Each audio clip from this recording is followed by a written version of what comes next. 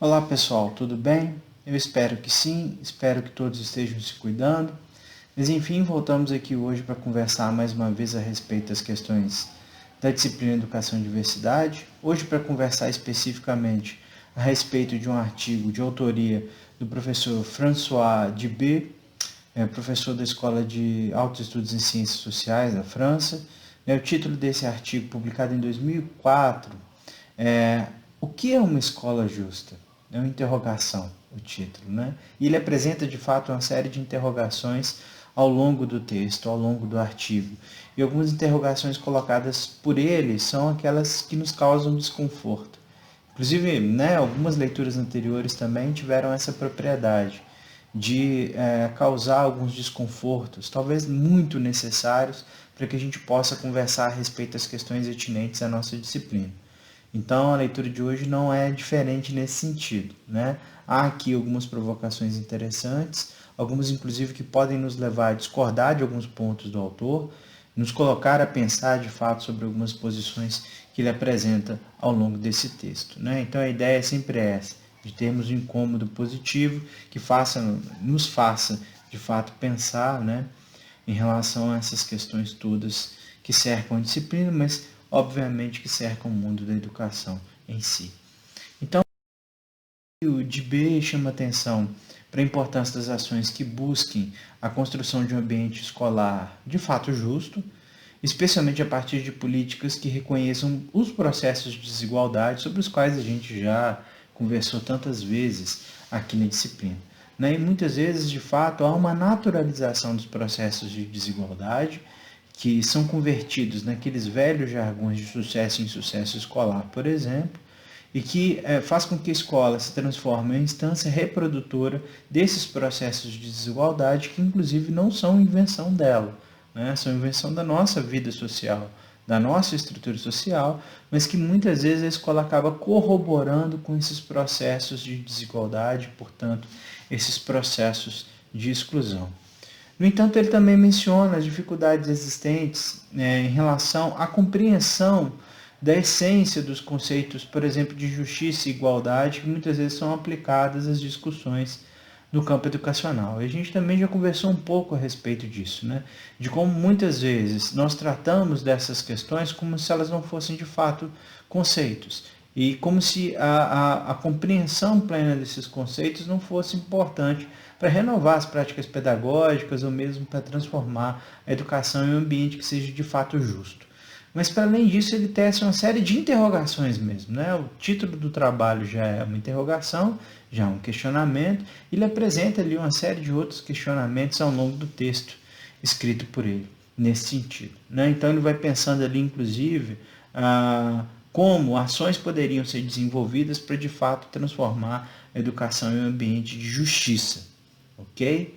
Então, para o autor, né, para o François Dibé, as definições possíveis do que seria uma escola justa são mais complexas do que a gente pensa, né? E também mais ambíguas do que muitas vezes a gente acaba discutindo, muito traídos pelo senso comum, né? E isso porque se imagina apenas a superfície do significado do que viria a ser justiça, né? Nesse sentido. E ele dá algumas voltas, digamos assim, em torno da busca desses significados possíveis para a justiça no contexto escolar. E assim ele questiona sobre quais seriam as definições possíveis, com interrogações, daquilo que seria justiça ou aquilo que seria uma escola justa. Então, seria o quê? Seria ser ela, a escola, puramente meritocrática? Então, esse, né, é um dos temas que ele trata mais diretamente ao longo do texto, de um questionamento em torno dessa chamada meritocracia, né, que é tão evocada tantas vezes em relação aos processos de escolarização, por exemplo. Aqueles que merecem promoção, porque trabalharam para isso. Ou seja, se naturalizam os processos de exclusão que existem mesmo antes das pessoas chegarem à escola, mas a gente chega lá daqui a pouco, né? Seria uma escola, então, puramente meritocrática, com competição escolar supostamente justa entre alunos social e individualmente desiguais? Existe a possibilidade de justiça entre desiguais, colocando o mérito como algo que serviria da mesma maneira para todas as pessoas? compensar as desigualdades sociais, dando mais aos que têm menos, rompendo assim com o que seria uma rígida igualdade. Então voltamos lá ao texto do Clodoaldo Meneghello, por exemplo, sobre as semelhanças. A rígida igualdade, ou igualdade formal, ela considera que todos estão no mesmo patamar sem estarem, né? Então é outra interrogação importante para a gente fazer. Garantir a todos os alunos um mínimo de conhecimentos e competências é uma questão que ele vai entender como uma justiça básica, inclusive, mais ao final do texto, né? Todas as pessoas têm que ter direito a um mínimo de conhecimento. Mas não deveríamos também ter direito ao máximo? Um questionamento também interessante a se fazer. Será que o mínimo sempre vai ser aquilo oferecido àqueles que já sofrem demasiadamente com os processos de desigualdade? Questionamento para a gente colocar, um incômodo a mais. Preocupar-se principalmente com a integração de todos os alunos na sociedade e com a utilidade de sua formação. Então, esse é um debate polêmico que ele faz em determinado trecho do texto, em que ele se refere a determinados processos de formação, por exemplo, que culminam no ensino superior, como aqueles que deveriam buscar uma formação que ele chama de útil, ou de socialmente útil, ou aquilo que ele inclusive chega a chamar de diplomas úteis e de diplomas inúteis do ponto de vista social, que por si é muito contraditório, né? Mas ele aponta para algumas, nas palavras dele, hipocrisias que existiriam dentro desse debate. A gente também vai chegar lá em um determinado momento. Tentar fazer com que as desigualdades escolares não tenham demasiadas consequências sobre as desigualdades sociais, essa é uma coisa interessante para se pensar também, né? Será que a gente sempre vai lembrar, né, desse problema como consequência do que acontece fora da escola na escola, né? As desigualdades fora dos muros, atingindo o interior da escola, mas e as desigualdades que são provocadas pela escola? Quais são os reflexos dela na sociedade, na vida das pessoas? A gente sempre pensa as desigualdades como algo, né, que chega até a escola e não sai da escola. Então é uma interrogação bem interessante que ele faz nesse sentido também. A escola também pode ser não só reprodutora, mas produtora de desigualdades. E sendo produtora de desigualdades, para onde vai o reflexo desse processo gerado pela escola, né? Pensando na multiplicidade dos processos de desigualdade, inclusive, né? Na educação, na economia, no trabalho, enfim, em vários espaços diferentes da vida social humana. Então, para o autor, todas as possíveis concepções de justiça deveriam ser, não é lavadas, tá? Tem um erro aí, é levadas em consideração. Entretanto, ele aponta para o fato disto, na maioria das vezes, não passar de uma petição de princípios, ou seja, não ser mais do que um mero discurso. Ou seja, discursivamente nós admitimos que as desigualdades são um problema, que a educação inclusive ela precisa ser de fato implementada, mas no frigir dos ovos isso não acontece, é mais um discurso do que uma prática. Então é uma provocação que ele faz nesse sentido também. Ele indica, por exemplo, que a meritocracia escolar justa, entre um zilhão de aspas, não garante a diminuição das desigualdades. Muito pelo contrário, ela é produtora de desigualdades, ou amplificadora das desigualdades. De outro lado, o processo de integração social poderia apenas confirmar aquilo que seria o suposto destino social das pessoas.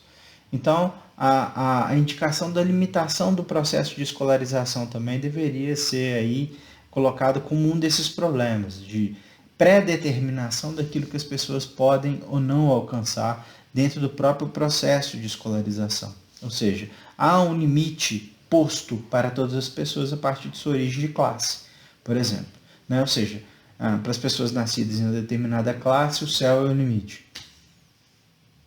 Para outras, né, os limites são mais baixos, né? Talvez não passem do resto do chão, né? Então essa é uma outra questão que a gente tem que considerar nesse sentido, né? Como algo que está intimamente ligado aos processos de desigualdade. Ele aponta também para a possível falha da premissa do mínimo comum, né? Da mesma coisa oferecida para todo mundo, como aquilo que se espera, etc., que isso vai dar jeito, isso vai dar conta das necessidades de todas as pessoas, né? Como possível elemento que é limitador das potencialidades das próprias pessoas. E de fato é, né? Se pensar que você tem um mínimo comum a ser oferecido a todas as pessoas, reforçando essa ideia da pré-determinação dos horizontes de cada pessoa, né? Isso é um pouco contraditório com o debate que ele faz a respeito da formação útil. Lá para frente, apesar dele se ligar também a uma série de questões que são propriamente do contexto francês. Então, ele afirma ainda que a singularização das pessoas concorreria negativamente para a chamada cultura comum a ser apresentada pela escola, considerando-a uma forma de justiça. E eu coloco aí, né? Será?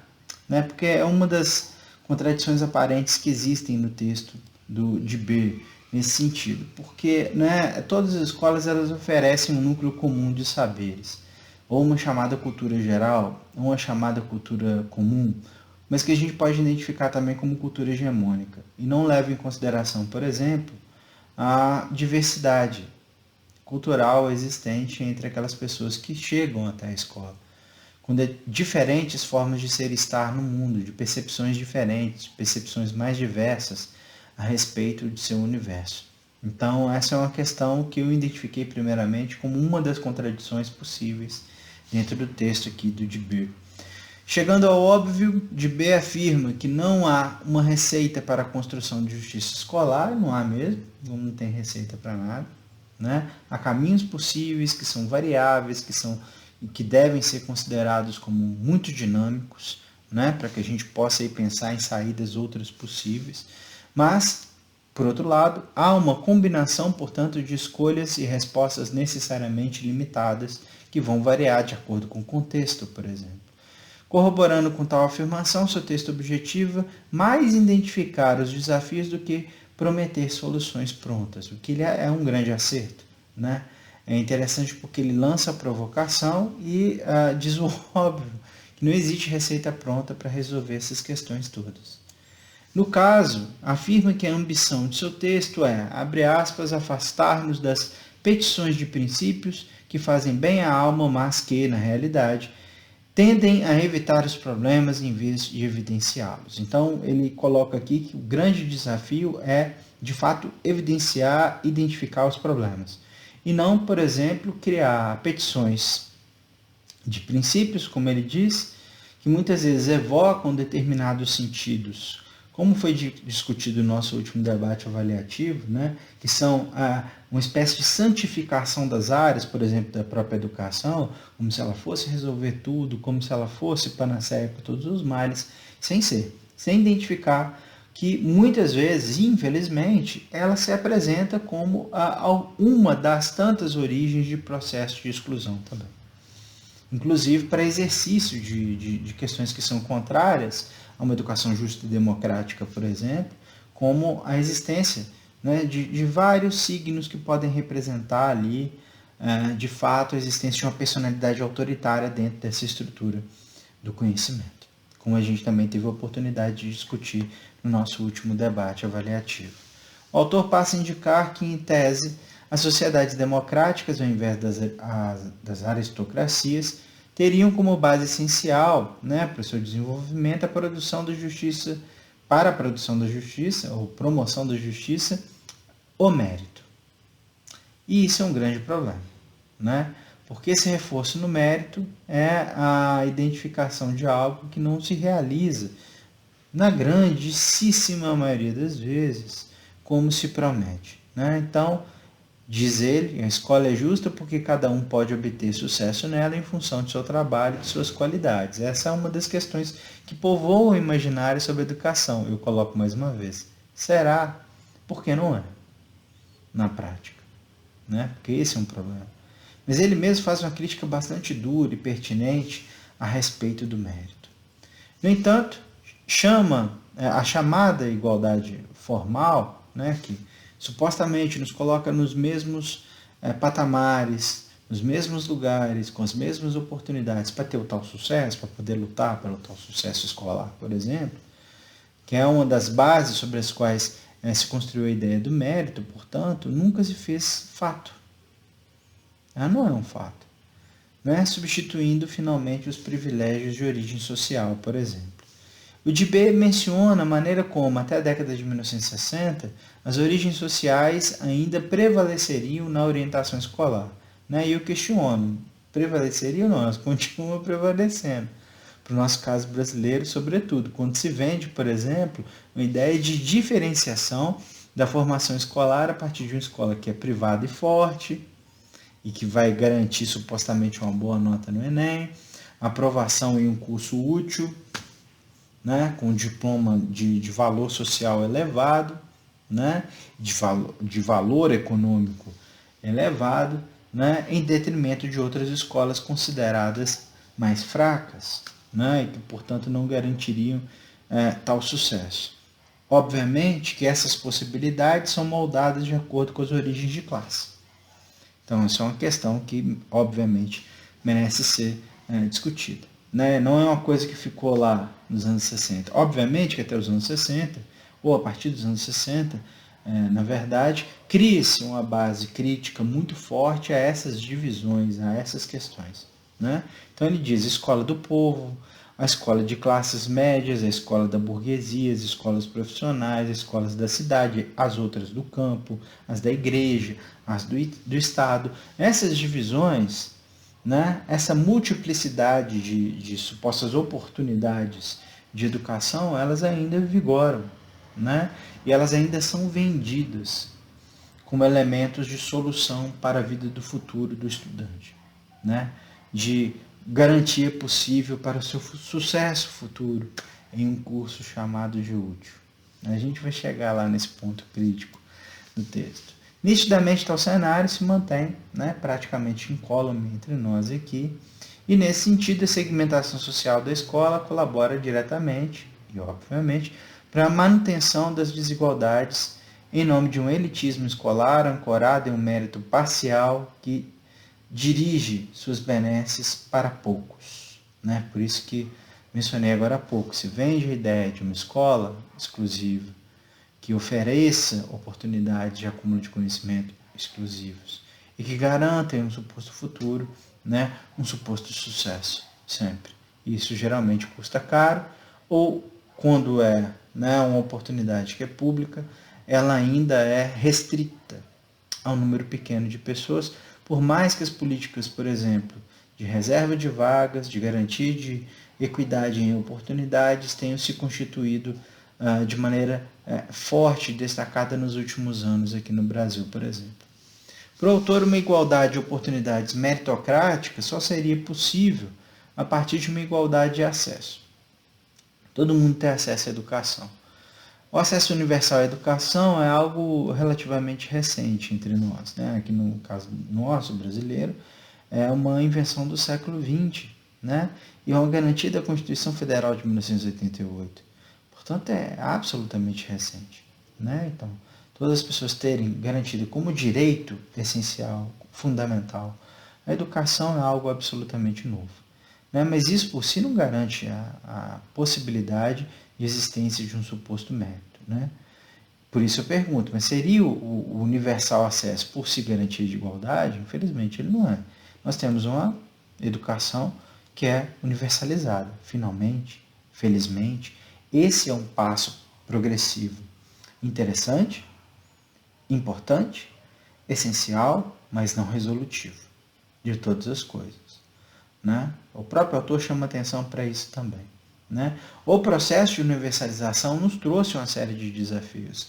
Por exemplo, como conseguir de fato garantir qualidade a todas as pessoas em suas singularidades, a fugir das formas tradicionais de oferta de educação, né, homogeneizadoras, e gerar oportunidades de educação que sejam equitativas e, portanto, mais justas e eficazes, né, em todos os sentidos possíveis. O que se apresenta entre nós ainda como um grande desafio, como já discutimos em aulas anteriores. Comenta-se então a respeito da maneira como o acesso universal à educação se faz fato entre os países desenvolvidos, especialmente a partir do prolongamento do tempo de estudo. Isso está presente aqui entre nós, que somos um país em desenvolvimento também. Considere-se que a garantia de acesso à educação se apresenta como um progresso importante, como já mencionado, contudo, infelizmente não se converteu em uma maior justiça no campo educacional, sendo que não fez com que todas as desigualdades, por óbvio, diminuíssem, muito pelo contrário. A ampla naturalização da meritocracia escolar, né, tem um lugar central nessa discussão, né, porque ela é um suposto sinal de justiça, sem ser. Né, e se defronta, portanto, com grandes dificuldades, tais como essas listadas por ele. Um espaço de competição escolar objetivo não elimina desigualdades, muito pelo contrário, mais uma vez. Leve-se em conta que as diferenças de desempenho em termos de classe e gênero permanecem, mesmo com ampliação de acesso. Por óbvio, mesmo que a elevação da escolaridade, mesmo com a elevação da escolaridade, não houve resolução das desigualdades dentro do próprio, tem um acento a mais aí, me perdoe mais uma vez, do próprio campo da educação. Ou seja, estudamos mais, temos um processo formativo mais longo, que não é 100% ainda, né? Não são todas pessoas que entram no sistema que seguem até o fim da educação básica, por exemplo, mas essa ampliação de anos de estudo não necessariamente se converteu em benefícios gerais para toda a população ainda. Para que houvesse mérito, a oferta universalizada deveria se pautar por uma distribuição uniforme de oportunidades escolares, o que, mais uma vez, ainda não ocorre. E aí, né, diz diretamente o autor, todas as pesquisas mostram que a escola trata menos bem os alunos menos favorecidos socialmente. Essa é outra questão importante para a gente pensar, né?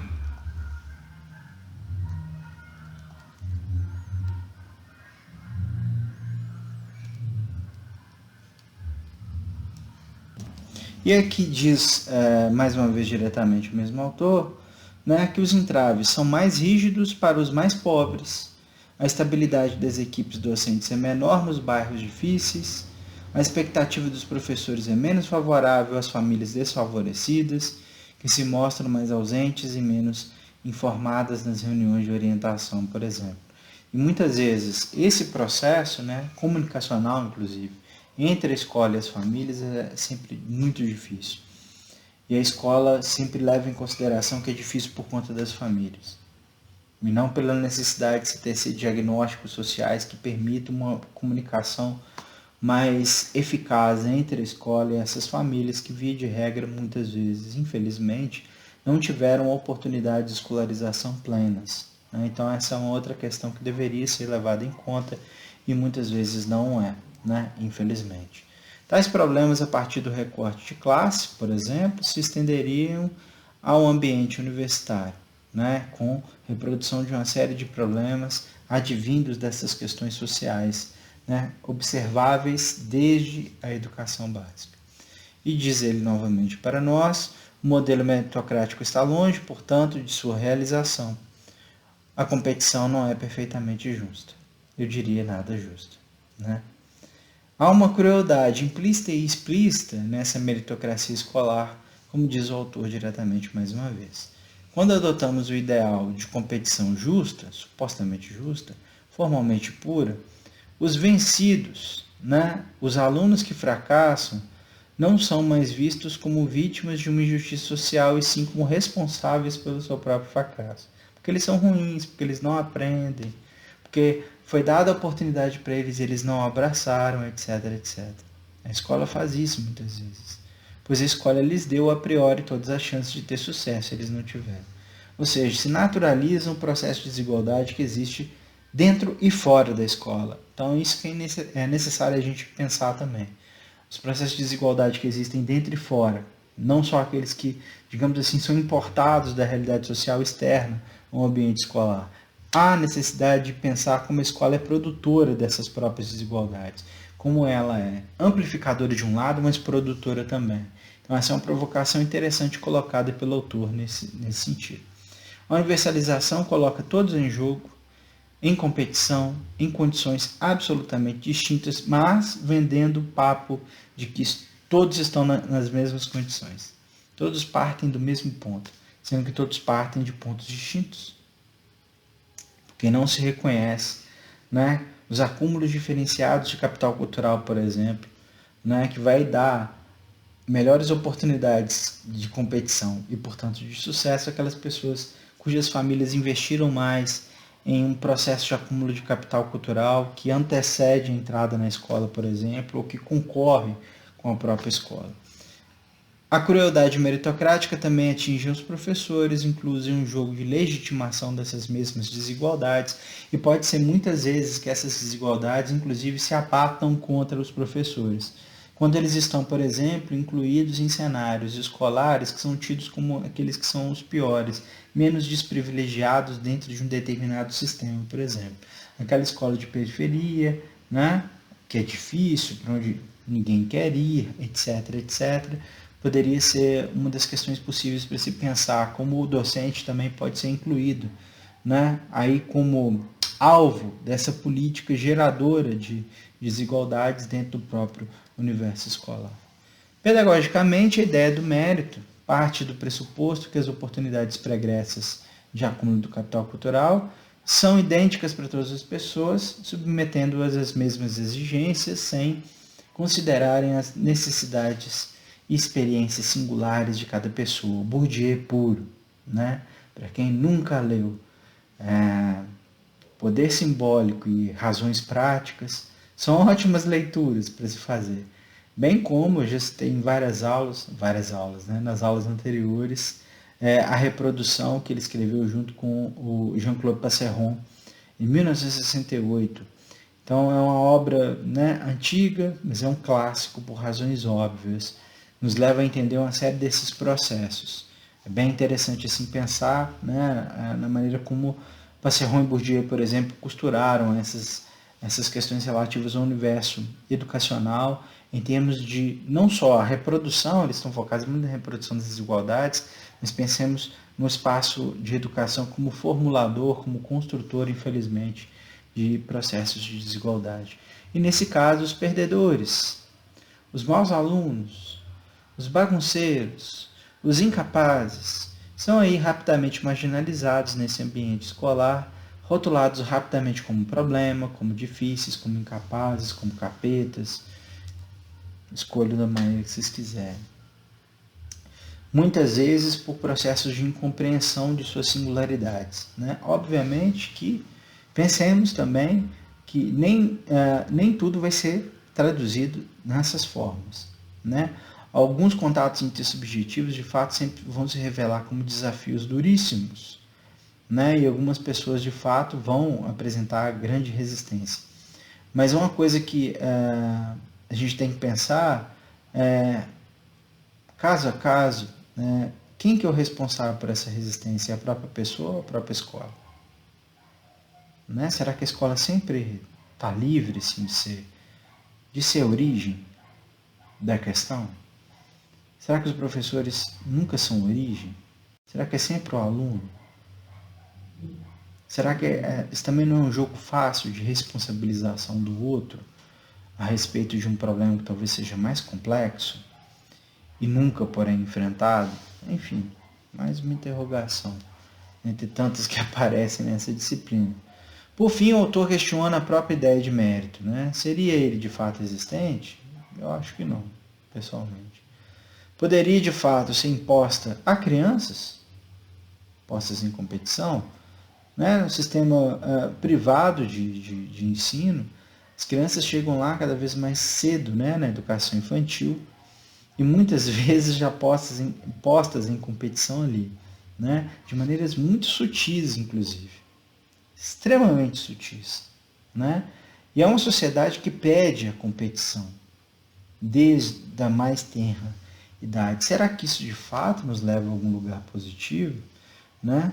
Ele não naturalizaria as desigualdades de acesso às diferentes vias de educação, as formais e as não formais? Obviamente, no meu entendimento, que sim, né? Debê chama a atenção sobre a necessidade de construção de uma justiça do mérito baseada em desigualdades legítimas, ou o que também a gente pode chamar de discriminação positiva. E um parênteses rápido, né? A gente sempre tem uma associação ao termo discriminação, uma associação a questões negativas, né? Ou seja, processos de exclusão, processos de desigualdade. Então a discriminação muitas vezes, ela de fato ganha essa conotação, talvez seja essa a conotação infelizmente mais presente entre nós, em termos da prática social. No entanto, também é possível entendermos os processos de discriminação positiva, que é quando a gente consegue identificar, né, o problema em si, que essa discriminação negativamente existe, e aí nós entendemos essa diferença que está sendo convertida em desigualdade para conseguirmos fazer o oposto, a proporcionar a essas pessoas que são atingidas negativamente pela discriminação de ações que possam ser equitativas e distribuidoras de justiça. Então nós discriminamos mais uma vez essas pessoas, no entanto com a conotação positiva. Essas pessoas se transformam em sujeitos de direito, né? E direitos que objetivam equilibrar um jogo da desigualdade, né? No caso, oferecendo oportunidades que a desigualdade retirou delas, ou que a desigualdade impediu, junto com os atos discriminatórios, que essas pessoas tivessem, de fato, essas oportunidades em algum momento. Essas oportunidades são finalmente apresentadas como parte de uma ação discriminatória positiva, a partir da oferta de ações equitativas, socialmente, educacionalmente e por aí vai. No caso, advoga-se pela supressão de privilégios, por exemplo, existentes ali nitidamente no contexto escolar, pela identificação de desigualdades, proporcionando, então, a construção de um equilíbrio de oportunidades em um campo recheado de arbitrariedades dentro desse universo da escola. Entretanto, faz-se necessário lembrar que a escola é parte do jogo das desigualdades e não sua origem, né? Mas também pode ser produtora delas. Assim, também não será a escola a instituição heróica responsável pela eliminação de todas as desigualdades, mas um dos instrumentos para seu combate. Então, essa é uma questão que a gente deve também levar em consideração, né? Aquela discussão que já foi mencionada, né, de não santificarmos a educação, né, mas identificarmos também a sua humanidade, ou seja, a possibilidade dela ali ser um campo de conflitos, né, dela ser um espaço de geração ou de reprodução de desigualdades, que devem ser obviamente pensados, corrigidos. É necessário quebrar a lógica da meritocracia, que exige que a mesma coisa, né, o mesmo tratamento seja dado a todas as pessoas, sendo que as pessoas não são a mesma coisa. A meritocracia acha que nós devemos agir de maneira linear com os estudantes, por exemplo. Eu dou aula do mesmo jeito para todo mundo. Eu converso do mesmo jeito com todos os alunos, né? Eu ofereço o mesmo empenho para todo mundo, igualzinho. Os médicos e outros profissionais de saúde também costumam, às vezes, advogar ideias nesse sentido. Não, eu faço toda consulta é igual. Essa não é uma medida de justiça, essa é uma medida de desigualdade, geradora de desigualdade, geradora de assimetrias, né? Porque as pessoas não são todas iguais. Elas têm necessidades singulares. E se essas necessidades singulares não são observadas, existe uma probabilidade não pequena de que possamos, como professores, por exemplo, criar uma série de problemas para essas pessoas com as quais nós dialogamos dia a dia. Aliás, deveríamos dialogar, porque muitas vezes não existem diálogos, existem monólogos, né? Até essa via aqui ela é muito complicada nesse sentido, porque eu estou exercendo aqui nesse momento um monólogo, né? Para usar uma linguagem teatral, né? Eu estou aqui encenando, né, com alguns erros nos slides, etc., né, errar humano est, mas sem uma resposta imediata àquilo que eu digo, né, e que muitas vezes acontece numa aula remota, comum, né, aquelas síncronas, como diz o vocabulário atual, né, que a gente está ali na videoconferência, etc., às vezes o professor falando e ele olha para um paredão de iniciais ou de fotografias, sem muitas vezes conseguir perceber que tipo de reação aquelas questões postas provocam do outro lado, né? Mas, enfim, só um parênteses em relação a essas questões. Para o autor, a melhor estratégia contra a igualdade formal, reforçadora das desigualdades escolares, é a construção de mecanismos compensatórios, eficazes e centrados nos alunos e em seu trabalho, né? Nas metodologias de ensino, de avaliação, né? E ele coloca aqui alguns exemplos: estudos dirigidos, atividades esportivas e culturais, estabilidade e qualidade das equipes educacionais, preparação específica para concursos, exames, etc., né? Todas as atividades que são aquelas comuns do universo da educação, e aqui não falando inclusive apenas para a educação básica, mas falando também para a educação superior, que determinadas estratégias de distribuição equitativa de justiça deveriam existir.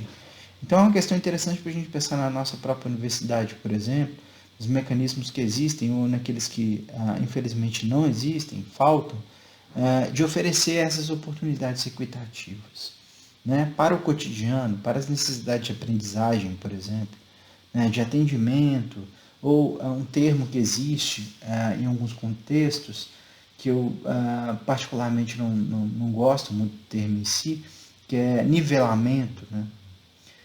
Que seria uma ação assim, para nivelar os alunos em um determinado patamar de aprendizagem. Eu acho o termo muito ruim, particularmente, mas enfim, ele é bastante usual no campo da pedagogia, sobretudo.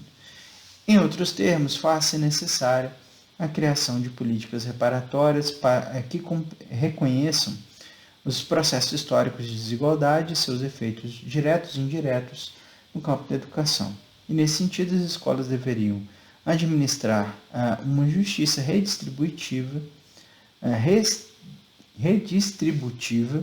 de oportunidades, reconhecendo vantagens e desvantagens, a fim de as equilibrar finalmente entre essas pessoas que têm ali um acesso completamente desigual.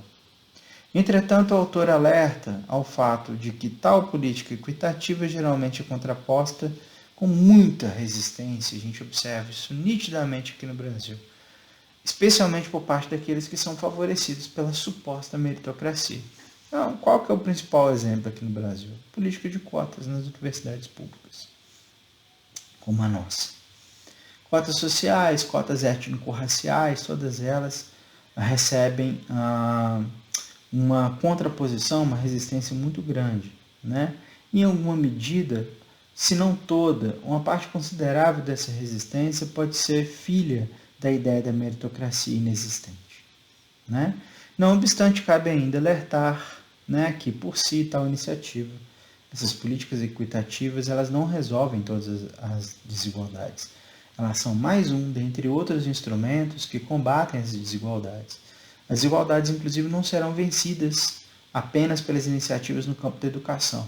Elas precisam de iniciativas difusas, que estejam diretamente relacionadas a outros campos da vida social humana vigente. Né? Todas as áreas da nossa experiência estão, infelizmente, crivadas de problemas relacionados à desigualdade, e deve haver ali questões específicas para cada uma delas, ou melhor, integração entre essas diferentes áreas da vida social, para que essa questão seja finalmente solucionada. Né? Apenas uma área não vai resolver.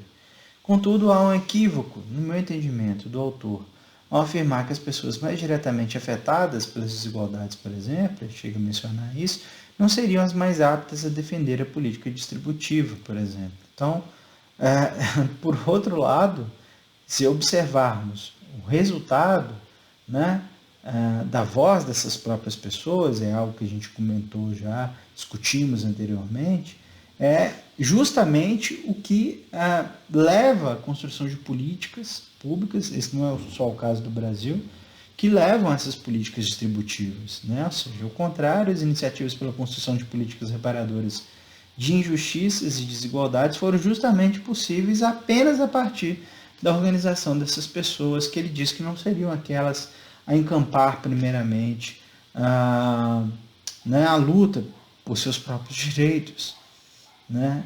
Enfim, se formos observar, por exemplo, nesse sentido, um detalhe do texto, aparentemente ele está falando dos estudantes, ou seja, não serão os estudantes de classes menos favorecidas a lutar por isso, ou as pessoas de maneira geral das classes menos favorecidas, por que não? Porque elas são inaptas para isso, para tanto? Não. Elas são bastante aptas para isso. Inclusive, de fato, o resultado que nós temos em termos de construção de ações nesse sentido são frutos da ação dessas mesmas pessoas. Para o autor, uma das formas de justiça social consiste em garantir o mínimo de recursos e proteção aos mais fracos e desfavorecidos. Mas, voltando nesse trecho anterior ainda, parece que quem vai fazer isso não são as próprias pessoas, são pessoas consideradas aptas para tanto. Nisso aí a gente pode ter, mais uma vez, a identificação de um novo processo de desigualdade. Os chamados desfavorecidos ou chamados fracos são sempre assim, desfavorecidos e fracos. Se considera, portanto, que eles sempre são incapazes de falar por si. Aí é um grande problema do texto. Enfim, essas garantias visam a limitar os efeitos dos sistemas meritocráticos, cuja mecânica muitas vezes leva à manutenção ou mesmo acentuação das desigualdades. Todos são parte desse mecanismo para a resolução, para a identificação de sua existência. Então, questiono mais uma vez, por que identificar supostamente aqueles que são os aptos a comandarem esse processo e continuar excluindo outros? Ou seja, um mecanismo de acentuação dessas mesmas desigualdades, sendo que supostamente se movimenta para eliminá-las, para resolvê-las, etc. No caso, a justiça deveria ser construída a partir da necessidade de se reconhecer os processos de desigualdade, criando medidas reparadoras e equitativas no ambiente escolar, desconstruindo assim um ambiente de competição pura, que é tão comum assim na escola, extremamente comum na escola, mas também no ensino superior. Alguns cursos, sobretudo, tem um ambiente competitivo muito grande. Então, eu observo em alguns cursos de graduação nos quais tive a oportunidade de lecionar, para os quais tive a oportunidade de lecionar, muitas vezes existe, de fato, uma competição muito grande. É como se ela, de fato, galgasse um degrau a mais daquilo que é experimentado, por exemplo, na educação básica, no ensino médio especificamente, e sobretudo no sistema privado. Assim, faz-se necessária a criação de ações de discriminação positiva, ou seja, a de se tratar desigualmente os desiguais a fim de que possa haver justiça. As desigualdades são aceitáveis ou mesmo justas quando não pioram as condições dos mais fracos, diz aqui o nosso autor. A gente pode lembrar aqui da afirmação feita pelo excelente Boaventura de Souza Santos, autor português, que tem essa formulação conceitual tão conhecida, de tratar os desiguais dessa maneira para que sua desigualdade possa, de fato, passar por ações de equitatividade, que sejam equilibradas com aqueles que têm mais, que seja, de fato, construído um panorama de justiça. Isso afeta diferentes áreas, não só a educação, mas áreas como a saúde, por exemplo. Esse é um debate interessante feito na área da saúde. De B chama atenção para articulações possíveis entre a escolarização e a formação. Desculpem o erro, está escrito forção, mas é formação, tá? Errar humano est, errar é humano.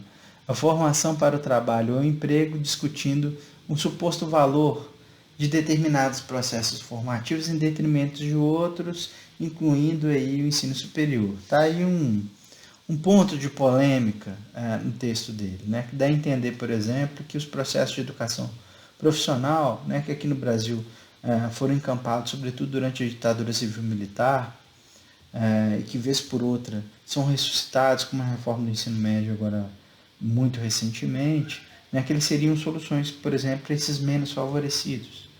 Essa seria uma utilidade da educação. E aí a gente pensa, mais uma vez, qual é de fato a utilidade da educação?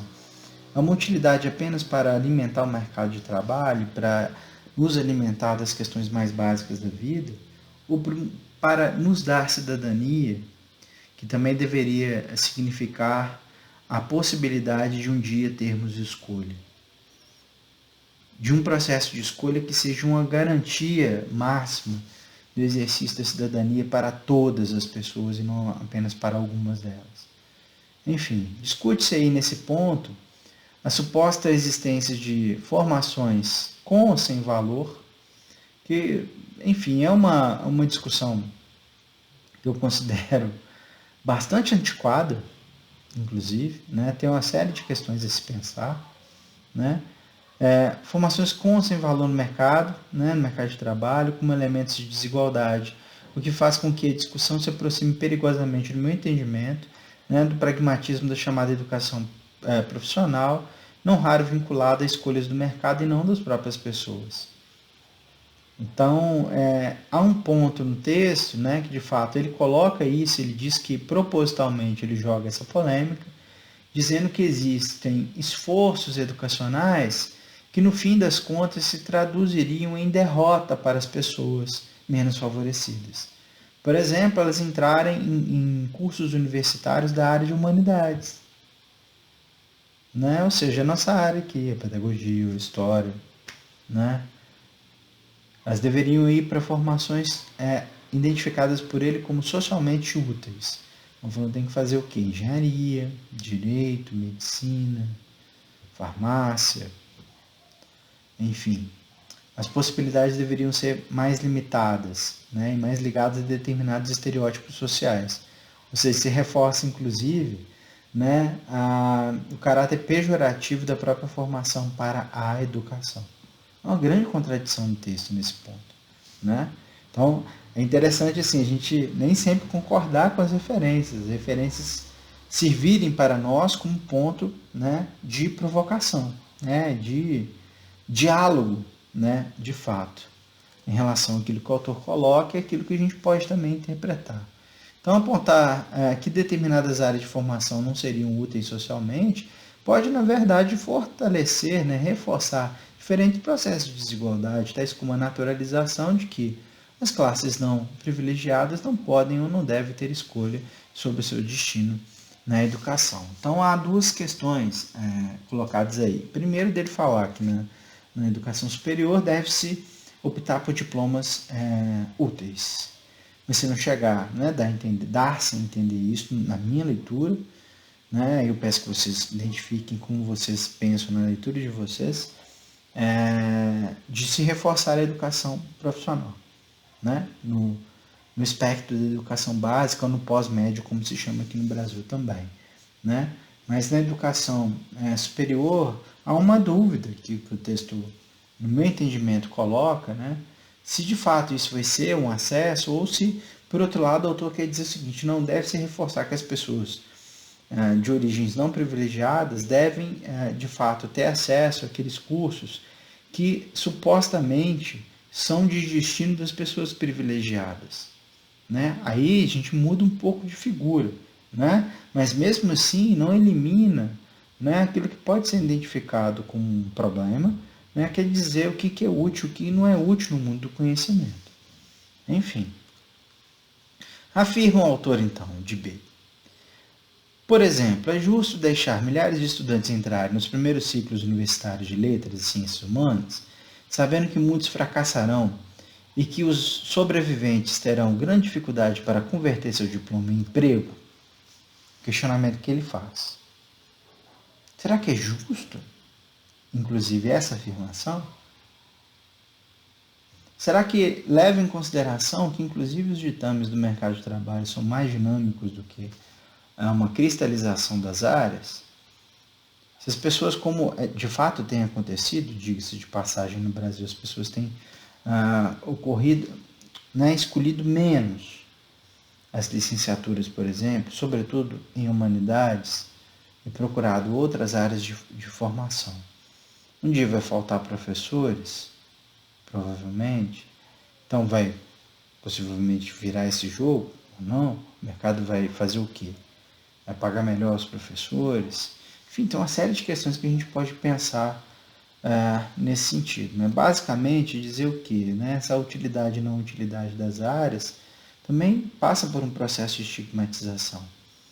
Né? Por outro lado, a gente pode pensar que, de fato, a gente deve dizer para as pessoas que elas devem escolher fazer aquilo que elas quiserem, inclusive os cursos socialmente privilegiados ou de reconhecimento social mais elevado, né?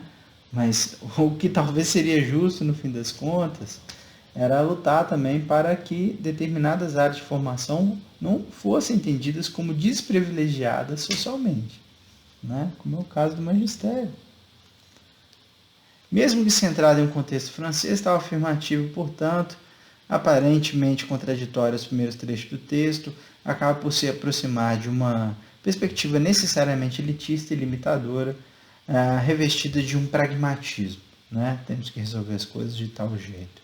O autor se defende, né, do seu lado, afirmando que a provocação não é de fato politicamente correta, objetivando apontar a hipocrisia existente entre as pessoas que defenderiam a liberdade de escolha de formação, mas que negam a escolha dos cursos superiores supostamente não úteis a seus filhos, a eles indicando as formações mais rentáveis. Eu não sei se essa desculpa apresentada por ele cola, né?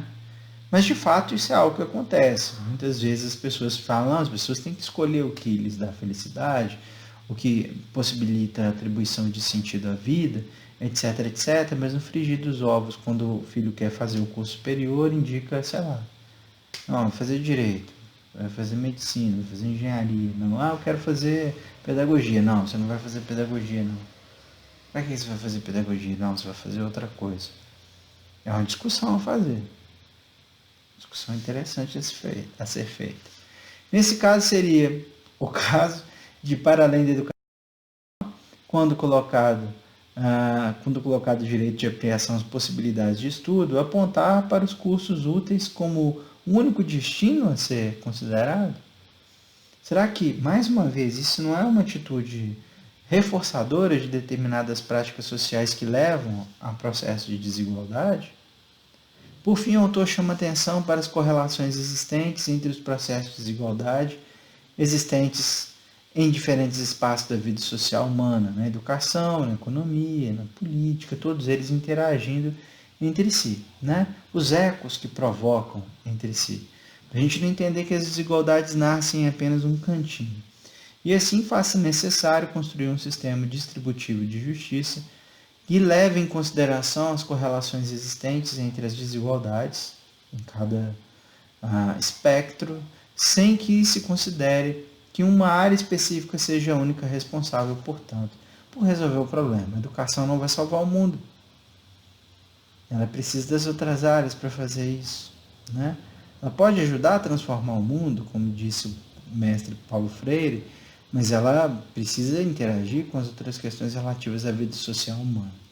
O autor sugere, então, corretamente no meu entendimento, que devemos deixar de enxergar apenas os efeitos das desigualdades próprias de outras áreas sobre a educação, mas de evidenciarmos como as desigualdades geradas pela educação se refletem negativamente em outros campos da vida humana, coisa que a gente já mencionou anteriormente, já foi mencionado por mim em momentos anteriores, né? A educação pode ser aquela que recebe desigualdades, que pode replicá-la, mas pode ser também geradora de desigualdades. E diz ele, uma escola menos ligada à formação de castas de excelência e um pouco menos estigmatizante para os alunos tidos por fracos, teria sem dúvida efeitos sociais menos injustos. Ou seja, quando a escola faz isso, diz que um aluno é bom e o outro é ruim, ela gera desigualdades, né? Que tem um efeito fora dos muros dela, obviamente. Uma escola meritocrática de massas cria necessariamente vencidos, fracassados, né? Alunos fracassados, alunos menos bons, menos dignos. E assim são colocados no contexto da escola, muitas vezes. O sucesso para todos é um slogan vazio por concretizar os princípios meritocráticos sobre os quais a escola se funda, e que obviamente não são reais. O autor ressalta os processos de naturalização da desigualdade, portanto, no âmbito escolar, dizendo o seguinte: como não compreender, o que não quer dizer justificar, a violência de certos alunos, considerados por todos simples delinquentes, embora sejam também vítimas, ainda que a maioria das propagandas políticas e sindicais os apresente como inimigos, uma vez que sua presença tornou-se perigosa nas salas de aula, né? combatemos o aluno, não combatemos a origem, muitas vezes, daquele, né, problema que o aluno apresenta na escola. As razões de ser daquele comportamento que muitas vezes é violento, por exemplo. As razões de ser, por exemplo, podem ser difusas, podem ser bastante difusas. Nós vivemos em uma sociedade que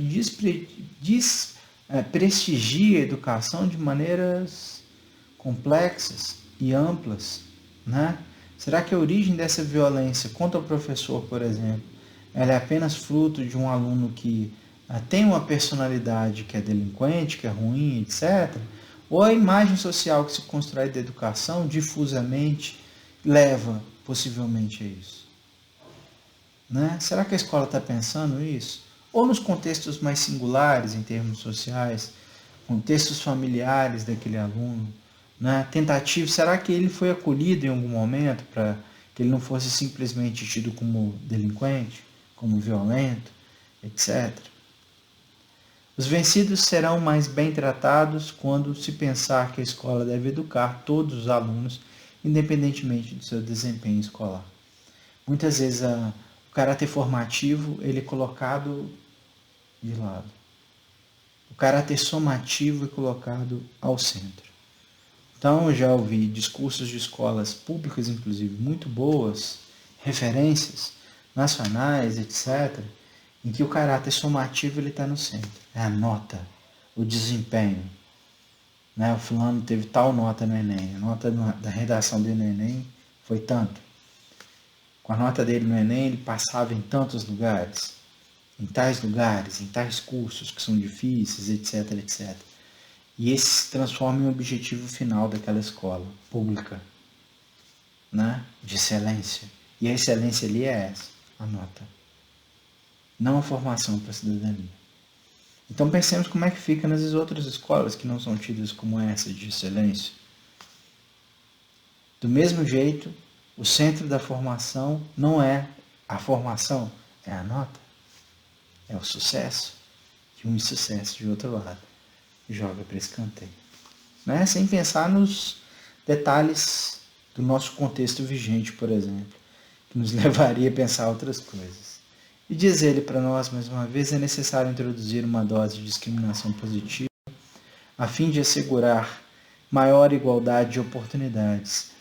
É preciso também garantir o acesso a bens escolares fundamentais ou, para afirmar de modo mais incisivo, a um mínimo escolar.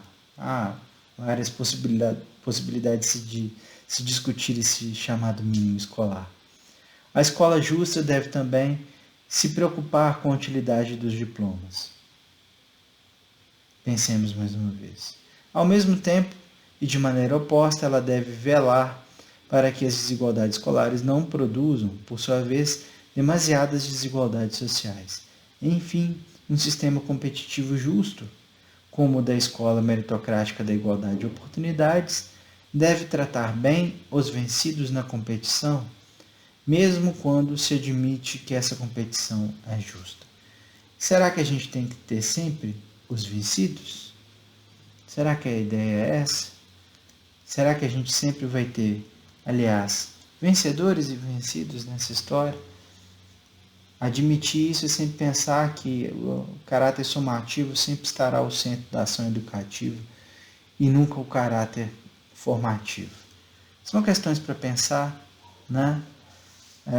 Inclusive para refletir, concordando ou não com questões colocadas pelo texto do François Dubé. Serve para a gente mais uma vez passar por esses processos dialógicos, de incômodos inclusive, em relação a questões que são colocadas pelos textos aqui, postos na disciplina para que a gente possa pensar uma série dessas questões relativas à educação e à diversidade.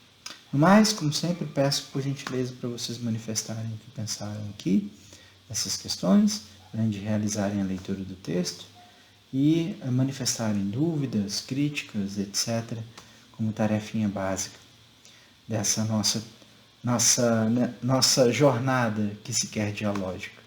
No mais, estejam bem, fiquem bem, cuidem de si, cuidem dos seus. Nos encontramos virtualmente dentro em breve, né? Esperamos que a virtualidade tenha uma vida não tão longa, mas que o final dessa experiência seja seguro. Um abraço para todo mundo. Estejam bem. Tchau, tchau.